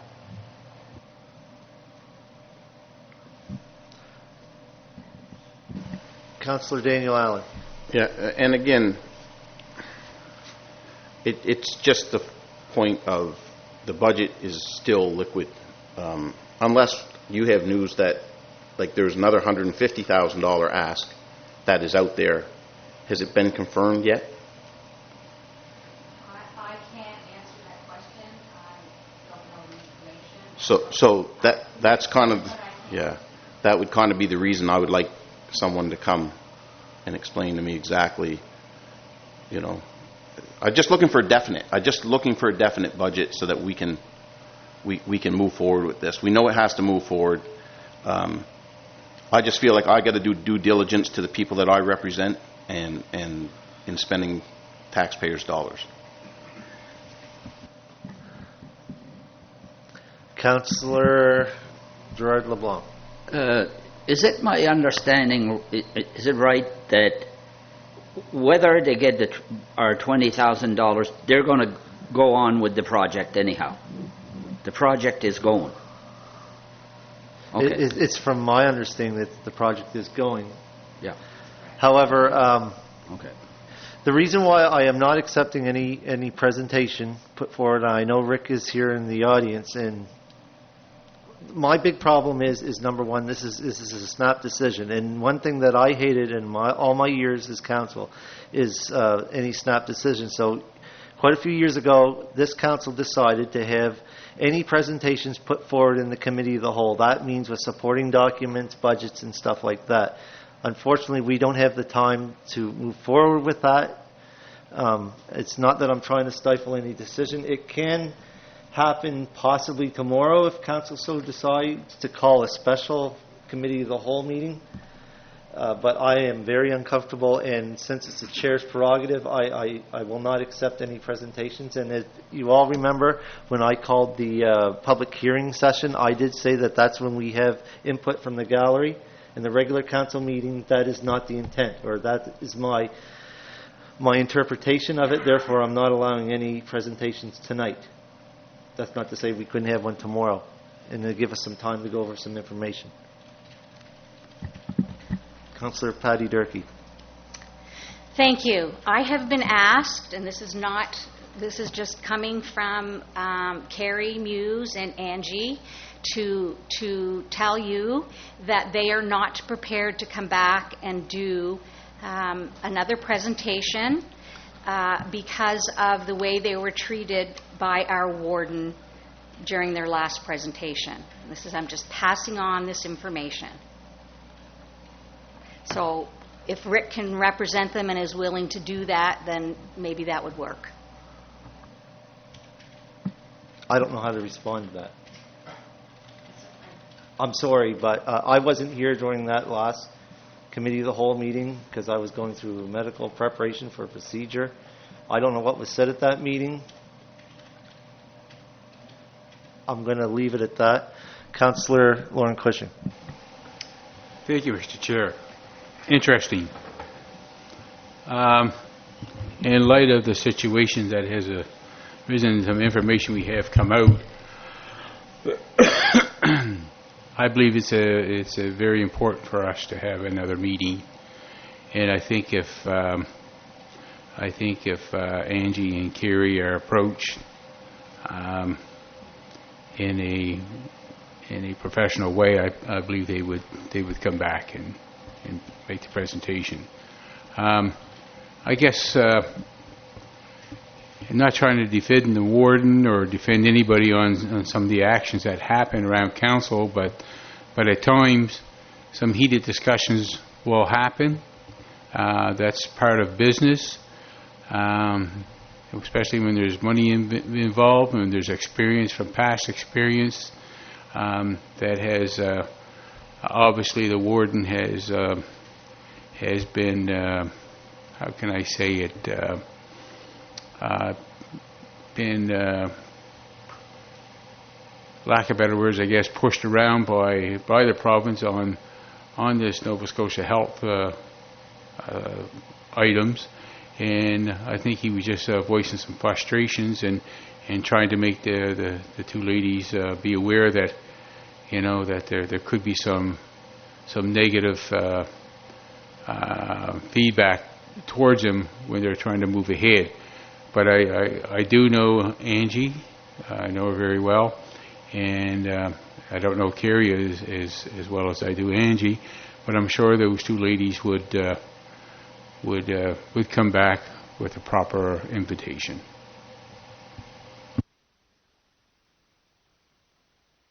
Is there any more discussion at council? Councillor Trevor Cunningham. I'd just like to say that the goals of the group are laudable, but again, the $20,000 per year isn't out of the way, certainly, but I think we do need a further explanation of just what the budget is. And, residents will ask me, well, what was the overall budget envelope, and how did that overall budget envelope allow the committee to be successful? So if we can get those answers to those questions, I'd be very much in favor of the $20,000 per year over 3 years. But I think we do need to Councillor Allen's point, we do need to have those questions answered and a revised budget presented before we can proceed.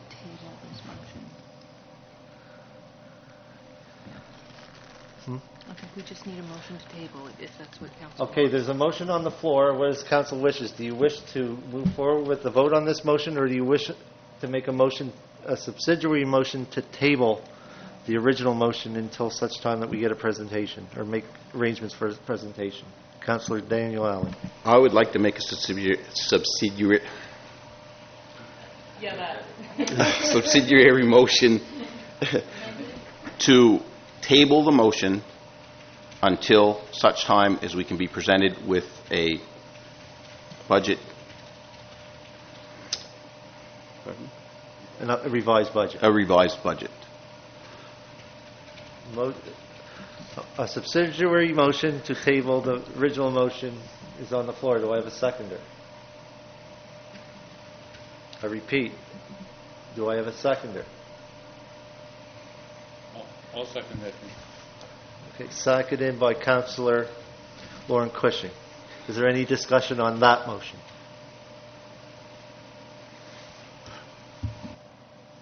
I do have a question of process to the CAO. Should this motion pass, does that mean that we go back to the original motion and vote on that? No, that's exactly what you're saying. You're saying you're going to delay or defer your vote on the original motion until the requirements of the motion to table are met, which is the presentation from the chamber verifying the new budget allocations. And then when we get the presentation from the chamber, that's when we bring that motion back, the original motion back to the table, correct? In a council meeting, not Correct. in a committee of the whole Yes, meeting. I'm just But making sure a that- council meeting can be called following the committee of the whole to make or finalize a decision. Okay, it's Councillor Daniel Allen. And I would also like to say that if by chance Carrie and Angie cannot make it and Rick is willing to represent, I'm very willing to listen to that as well. It doesn't, if Carrie and Angie feel that they are not comfortable to come and Rick is, then yeah, I'm fine with that. Okay, there's a subsidiary motion on the floor. Are you all ready for the question on that, or would you like any more discussion? Question being called in the subsidiary motion. All those in favor signify by saying aye. Aye. Contrary minded? Would you like that recorded, Councillor Durkee?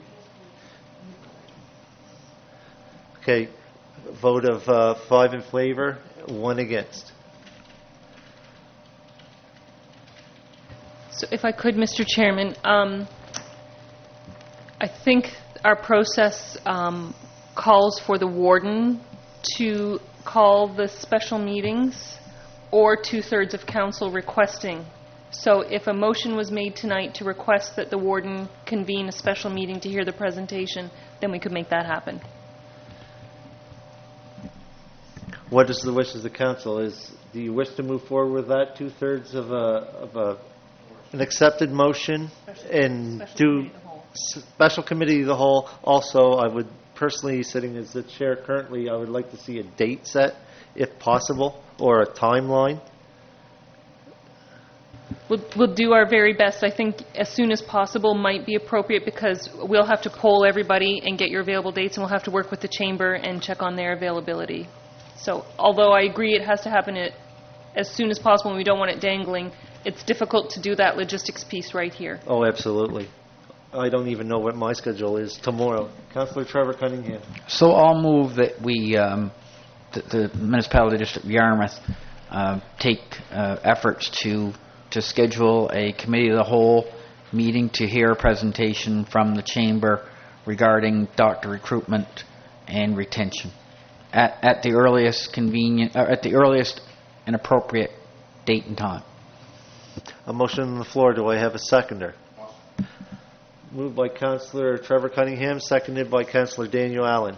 You all realize that this motion requires 2/3 of the vote to pass, to move forward, to direct staff without the warden. Okay, ready for the question, or do you wish question being called on the motion? All those in favor signify by saying aye. Aye. Aye. Contrary minded? Motion passed unanimously. We have our 2/3.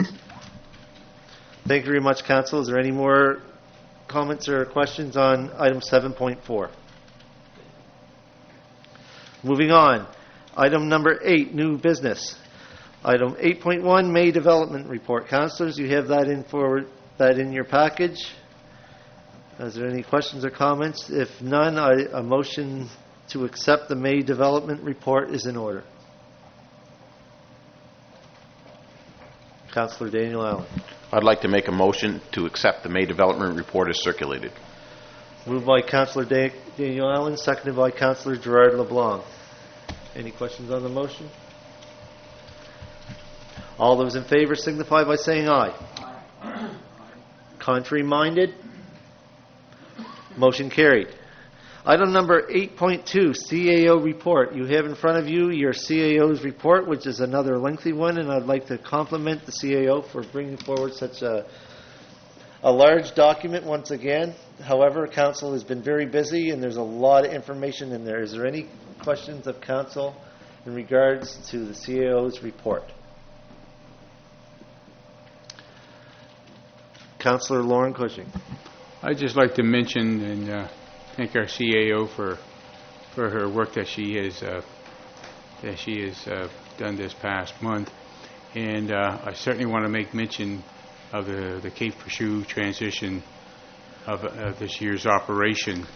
No doubt it's been a challenge, and I've been down there, and what has really impressed me, there's two things that have impressed me, is that the staff down there are very identifiable, and the staff down there are out and about on the golf carts asking the visitors if they need a ride, if they need some questions answered, if they needed a ride up to the lighthouse, and it's very positive. The last time I was there, I met a couple from Massachusetts, and I met a couple from Colorado, and they were very impressed of what's going down, and the friendship that was expressed to them by the people in the red jackets. And I was talking to one couple from Massachusetts, and I mentioned to them that there's a golf cart that you could, the staff drive, they could take you around the trail or take you in different places, and I said I pointed to where it was, and just when I finished it, over the trail come one of the red carts, one of the golf carts with the driver on it, and I went to beckon her to come over to this couple, but she was in the process of stopping talking to another couple. So very positive to see that happening. So I just want to thank our CAO for bringing that under hand, and I understand the web page is up now, and it's very informative.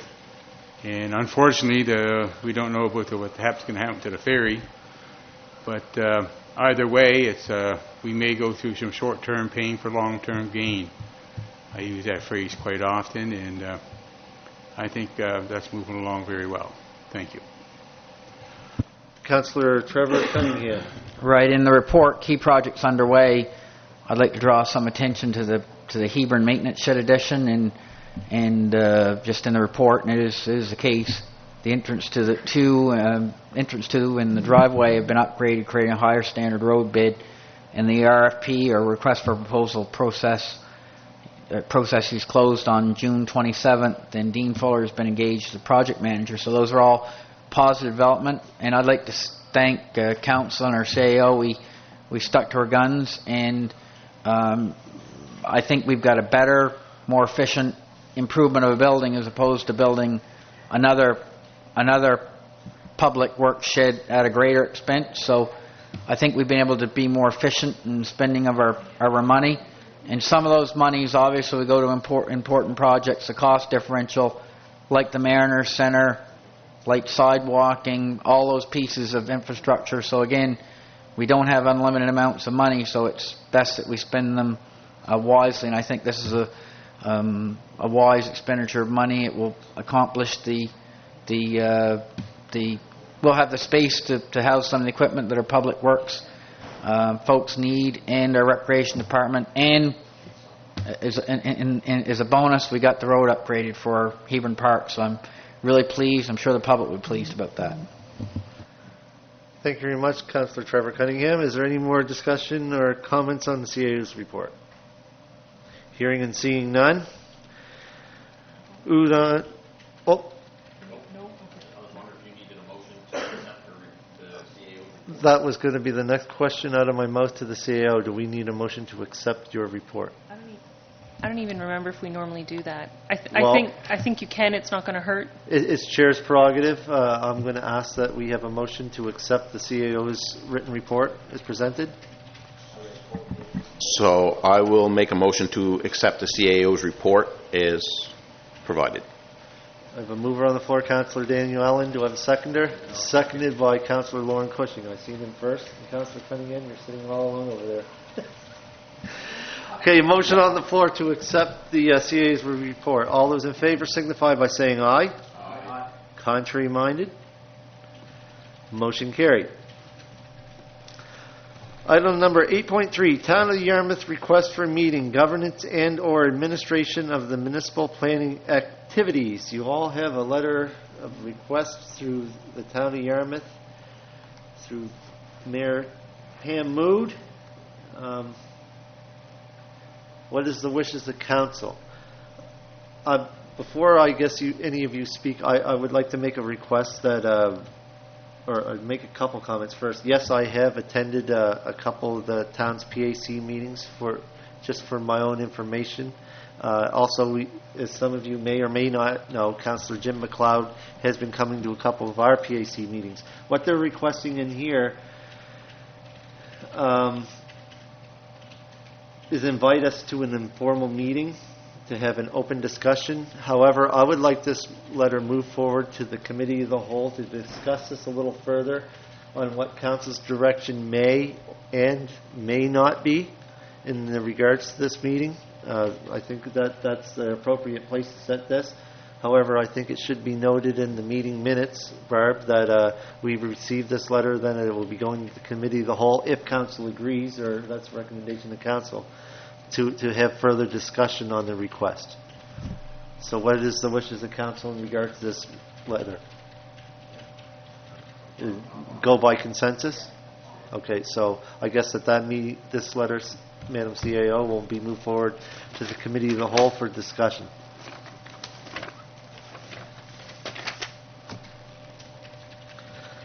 Item number 8.4, Yarmouth Consolidated Memorial High School invitation to the convocation ceremonies to present awards. As you all know, I'm going to be attending the graduation ceremonies tomorrow evening at the Mariner Center, which is a great use and a great facility to have that. It houses all the students and all the parents that want to attend, whereas if they had it at the high school, they could not have all the people attend. I guess this is just for your information of who's attending, and I do believe that the principal, Don Berry, has been notified that I'll be attending to make the awards. I believe Liz has already done that. Right, but if another elected official is going to be there, the principal would like to know just so he can be prepared to acknowledge those individuals. And that was going to be the next question out of my mouth. Is any other councillors going to be in attendance? Councillor Trevor Cunningham? I will be attending as parent. I'm proud to announce I have a son graduating from Yarmouth High Thursday night, so I'm going to be sitting with my family, but I will be there. Absolutely. Yeah. So I'm definitely going to be there. How does that sound? Yeah. Okay. I do know that Councillor Lauren Cushing has a community function that evening. I wished I could go to both, but I do know that you you're going to be working. All right. So if any other councillor wishes to attend, please let staff know so that the principal can be notified that they're going to be attending. I'm not sure if I'll be giving any speeches, but I've got one in mind, and I love talking from the hip. You'd be careful what you wish for when you ask me to speak. Item number 8.5, Yarmouth County Agricultural Society grant application. Madam CAO, I believe you have the information on that. I do. Thank you, Mr. Chair. So this is a late grant application. It's based on an opportunity that arose for the Yarmouth County Historical Society to create a special edition, limited edition document celebrating the 165th or 80th anniversary of the association. I'm losing it right now here in the application. It's a special anniversary for the association, and they want to create this document.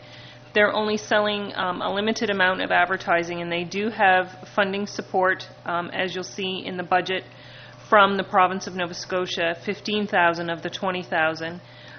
What they're seeking from us would be in the $4,000 advertising. So they're seeking the municipality of Yarmouth support a 1/3 page advertisement in the amount of $650. So if this is approved by council, it will come out of the contingency. What is the wishes of council? Councillor Lauren Cushing.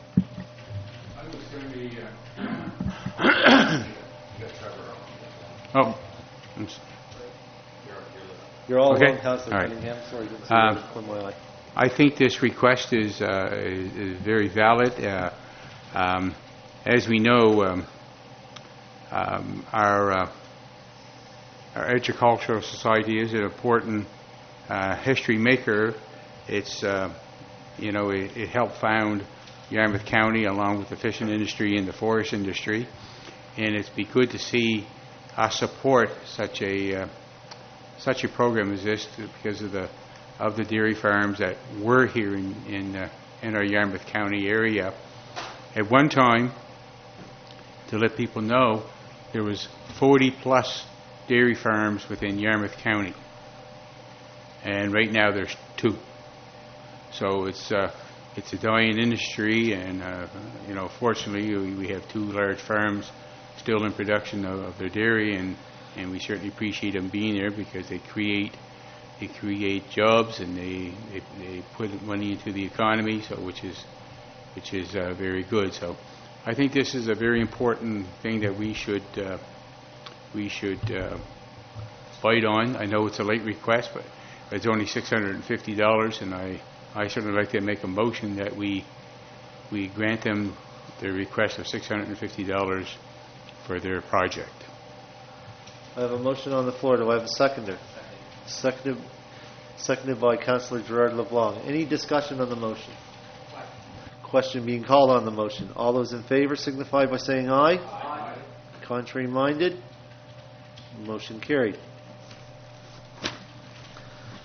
Okay, item number 9, reports. Legal entities, Mariner Center Management Authority. I'm just going to list them off. If any of you have any reports, please break in. Regional Solid Waste Authority, Waste Check. I love paper. It's so much easier to read than scrolling. You want me to break in as you're listing them off? No, I'm going to look at you. Yeah, you can if you want. You went through Mariner Center Management Authority. Oh, you can break in and go back if you wish. Well, let's break in and go back so I can do this. I just want to make sure. Rib Fest, July 6th to the 8th is coming up. Going to be a lot of activities there, some live music, craft show. I think even our own Councillor LeBlanc will be playing. Big draw. So I hope people get out and support and enjoy themselves. The Mariner Center has donated an hour of ice to a cystic fibrosis fundraiser.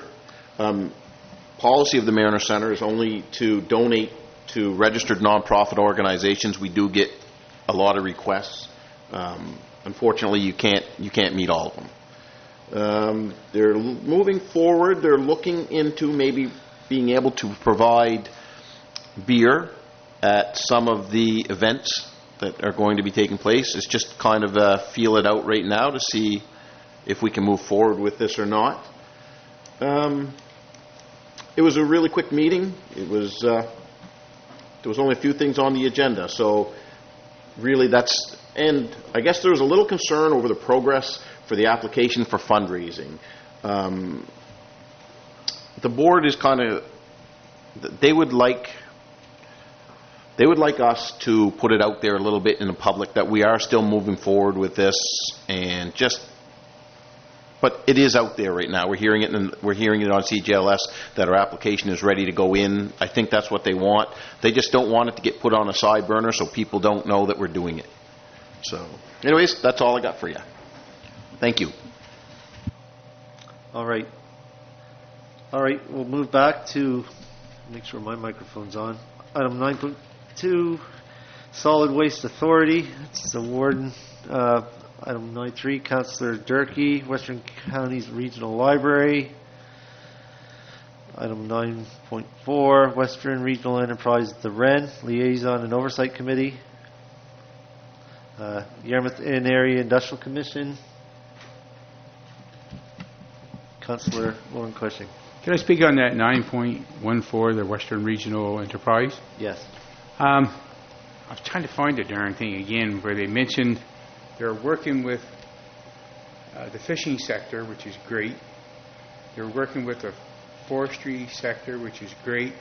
But there's no mention of trying to work with the farming, the agriculture part. Did I miss that? Or, because I think agriculture, as we've seen with the dairy farms, have been reduced a lot. And I know we have lots of farmland here. And we do know there's some vineyards up. We do know there's some blueberry farms going on. We do know that there's hackberry production going on. So I'd like to, I'd like to see the Wrens get involved with that. I believe when they had a presentation here one time, I mentioned that the agriculture part of the, of our communities is very vital too. So I couldn't find it again what I was mentioning, but I know Victoria's going to clarify some stuff. Sure, so I can help you out. So what Councillor Cushing is referring to is the Why Western Nova Scotia documentation and strategy. And in that, regional opportunities in forestry, fisheries, and renewable energy are highlighted on a microsite. So a significant, lengthy body of work was undertaken to identify the key sectors where we have opportunities, but that's not at the exclusion of other sectors or up-and-coming sectors. So, for example, staff at the Western Wren do work with participants in the agricultural sector. Our own EDO works with participants in the agricultural sector. But we know in terms of attracting investment to our region, we're well positioned in those sectors. We're ready to move ahead and to promote them. Turn on your mic, Councillor. Thank you. So am my understanding that there's no potential investors that will be looking into the agricultural part? No, that's an incorrect assumption. Okay. So, has there been any approaches in? So it's not the role of the Western Wren to attract foreign investment. It's the role of the Western Wren to articulate where we're investment ready and get the word out, and to assist municipalities to become investment ready. It's the role of Nova Scotia Business Inc. to do investment attraction to Nova Scotia. Yep. Okay, thank you very much for that report, and thank you very much, Victoria, for that. If I could, Mr. Chair, Yes, just while we're on the absolutely. Western Wren, there have been some significant changes as a result of the annual meeting, and I did make reference to them in my CAO report, but I think that we'll speak to them if it's okay with you publicly. So the Liaison and Oversight Committee is the committee where the elected officials sit, and that's the committee that approves the strategy for the Western Wren. That strategy gets recommended to the Liaison and Oversight Committee by the board, and the board are the private sector leaders. And so Mayor Pam Mood has been a leader on the Liaison Oversight Committee, I think, since the very beginning of the Regional Enterprise Network, and she has stepped down. And Deputy Mayor Phil Mooney from the town of Yarmouth is taking her place. So there will be a meeting to elect a new chair for the Liaison Oversight Committee.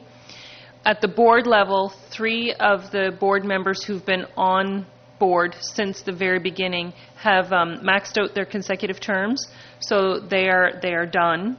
And we have 3 new board members. So we're really starting to see, because we've been at this for 5 years, we're really starting to see some changes happening and some new people coming to the table. And it's exciting times that we have people who are interested in working on that economic development file. Thank you very much. Okay, moving on. I believe I already said this. Item 915, Yarmouth Area Industrial Commission. Item 916, Yarmouth Acadian Shores Tourism Association. As you see in your package, there is some information there, and I do believe Councillor Gerard LeBlanc would like to say a few words. I had to be in Kenville that day that they had the meeting, but I went to see Neil for a few minutes and asked him how the meeting went. And the only thing that he told me, he said the people, there was quite a discussion about the ferry not being here. You know, now there's a date of they might be here the 18th of July, you know, or they have cancelled reservations up to the 18th of July. But it's hurting the hotels and the restaurants and the gift shops and, you know, the seasonal businesses. Let's hope that the ferry will start, you know, in the middle of July. We can't afford that. Thank you very much. Item 917, Yarmouth County Solid Waste Park. Yarmouth, item number 9.1.8, Yarmouth International Ferry Corporation. Pardon me? Did I say ferry? I stand corrected. Yeah, got the ferry on my mind. Thank you very much for correcting me, Councillor Allen. Item number 9.1.8, Yarmouth International Airport Corporation. Okay, now we got that straight. Okay, we'll move on to item 9.2, the advisory committees. Audit committee, I do believe we're having a meeting pretty soon, or we just had a meeting, if I'm not mistaken. That's right. We recently had a meeting, but meetings are coming up because the audit is coming to an end. Yes, and I do realize that, so just knew that was coming up. The CAO committee has not met. Doctor Recruitment and Retention Committee, Councillor Patty Durkee had to leave, unfortunately, but you all know that we will be calling a special committee of the whole meeting to have the presentation done by the Chamber of Commerce, so as soon as that can be set up, we'll move forward with that. Item 924, EMO Executive Committee. There's been no meeting. Item 9.2.5, Heritage Advisory Committee. 926, Joint Green Energy Committee. If I could, Mr. Chair, just while we're on that committee. So it's through the Joint Green Energy Committee that the municipality of Yarmouth submitted a bid in an RFP process, I think almost 18 months ago now, to do a solar project, and council approved a contract for that solar project earlier this spring, and those solar panels are now installed on our building at, I think it's either 20 or 28 Arcom Drive, which is where the Tri-County Regional Center for Education is leasing space from us now. So we're just waiting for those to be commissioned and to start selling power to the utility.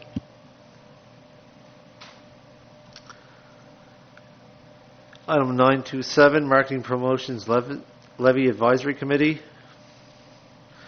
Item 928, Planning Advisory Committee. There was supposed to be a meeting yesterday evening, however, I canceled it due to lack of agenda items. There is one item that will be coming forward that the council made, and it's slipping my mind right now, but there is at least one item coming up, and also they're moving forward on their subdivision bylaw review that we expect a report from Morris Lloyd here pretty soon on that. Item number 9 to 10, the Yarmouth Recreation Committee. Councillor Trevor Cunningham. Yeah, there was a recent meeting of the Yarmouth Recreation Committee. My apologies, I closed down the agenda. Let's bring it up again. Yeah, it was on June 12th, 5:30, Town Hall, and just maybe we did talk. I mean, they gave the reports and so forth. I did have cause to brought some photographs and added an agenda item in New Minas at the soccer complex there. They have a what am I looking for? Anyway, it's a frisbee game, and it's almost like golf. You've got different weight frisbees for different throwing distances, and anyway, each hole, so to speak, it's a chain apparatus, and anyway, the frisbees are caught by the chain apparatus, and I brought it forward to the Recreation Committee, and Frank Grant is going to look at it, find some additional information from the Valley, and I thought it might be something that we could employ at fairly low expense, you know, at the Rotary Park up here in Hebron or another location, you know, in the municipality. So anyway, that's good stuff. In the Lake Milo Boat Club, of course, you know, there's a renovation project that's going on there, and that's in our budget. So looking forward to having all those renovations completed. First phase of the washrooms. So. And Lake Milo is busy. Everybody from municipality and town uses it, so money well spent. So that's my report. Thank you. Thank you very much. Okay, item 9.3, the ad hoc committees, the AIM Network Asset Management Cohort. Councillor Lauren Cushing. Thank you, Mr. Chair. I attended a meeting along with municipal staff on June the 21st, and from that meeting, you know, our CAO had made sure that our senior staff attend these meetings because because of the amount of information that is coming through there, and when we adopt this asset management to our running of our municipality, everyone will be on board, will have an understanding of it. Our Recreation Director, Frank Grant, made a presentation on the recreation part of it, and was well received. And we did make a presentation, and it went well. But I got to say that the more I attend these, the more I understand what is going on, and I have to keep referring back to the municipal indicators, municipal report that we received back some time ago, and how they're going to tie in together so very well. And our facilitator,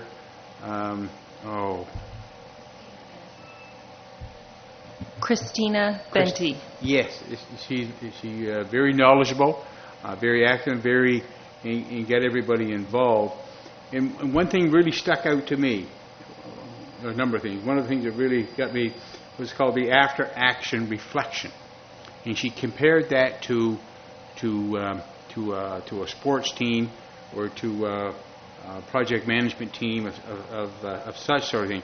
So once you do a project, you look how it went, you reflect back at it, and if you need to change some things for your next one. So it's a well thought out process that can enhance our staff the ability to provide council the information we need to make conscious decisions on how our money's being spent.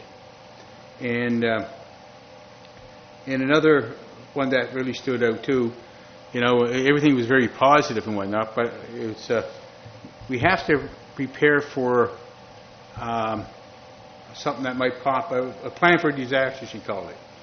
Okay, so we have to make sure that we're in preparation in case something pops up that we don't expect in a project that we're working on that we allowed X number of dollars for, and all of a sudden the unknown comes up, so we got to be ready to do something like that.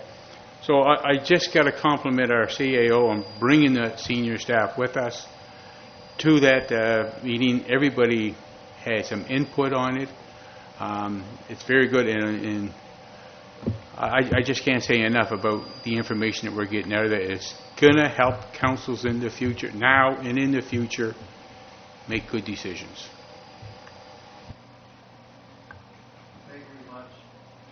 Thank you very much, Councillor Cushing. Item 9-3-2, Fence Arbitration Committee. We have not met, which is a good thing. It's usually when that committee meets, which means there's some animals loose in the community. The last item on the agenda, item 9-3-3, Municipal Alcohol Project. Councillor Cushing. That's me again. As you aware, our facilitator we had in our committee, Larry Phillips, took a transfer to New Minas, and they've been searching for a person to replace him, and they finally have now. I'm not quite sure when he comes into play, but I've been asked to meet with him. Several of the other committees, and so that committee will be up and running again in a very positive direction. So I just want to let people know that. And one other thing, a Colombo thing. We got July 1st coming up. The Yarmouth Light Station has got some activities planned. I forget exactly what time they're supposed to start, but unfortunately it is giving some bad weather. But hey, we're in Yarmouth. We're at Cape Purchute Lighthouse. We got to expect fog, we got to expect rain, we got to expect wind, because that's where we are. So anyways, I just want to make sure the public knows that that's been happening down at Cape Purchute. Thank you. Thank you very much. Since there's no more agenda items on the agenda, a motion to adjourn is in order. Moved by Councillor Daniel Allen. Thank you very much, everyone.